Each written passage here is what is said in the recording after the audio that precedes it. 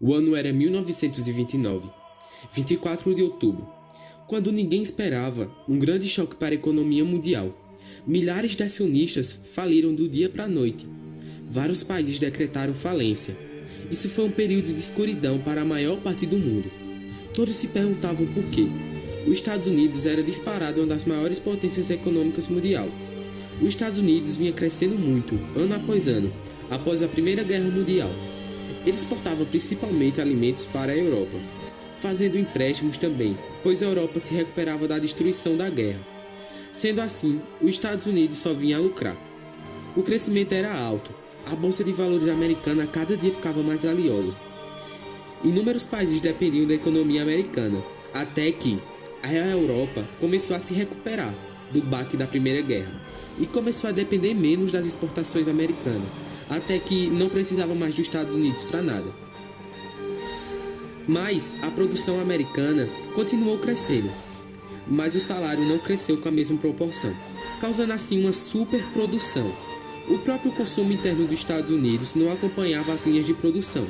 Sendo assim, com o excesso de ofertas, os preços diminuíram e vários funcionários foram demitidos.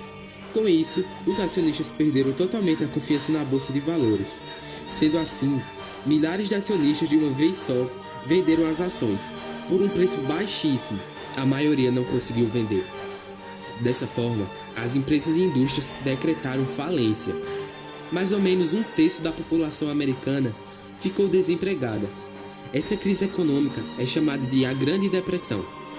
Os efeitos da Grande Depressão foram sentidos no mundo inteiro. Estes efeitos, bem como sua intensidade, variaram de país em país. Outros países além dos Estados Unidos que foram duramente atingidos pela Grande Depressão foram a Alemanha, a Holanda, a Austrália, França, Itália, o Reino Unido e especificamente o Canadá. Porém, em certos países pouco industrializados naquela época, como a Argentina e o Brasil, também eles foram afetados, que não conseguiu vender o café que tinha para os outros países. A Grande Depressão acelerou o processo de industrialização.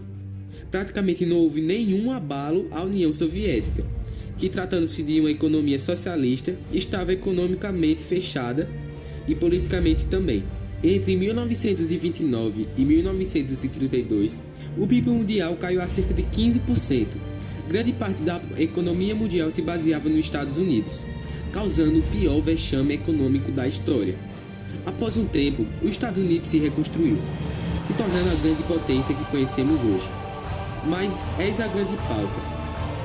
Diante dessa pandemia, existe uma grande probabilidade de que aconteça uma crise novamente com os Estados Unidos. Em breve farei um vídeo sobre isso.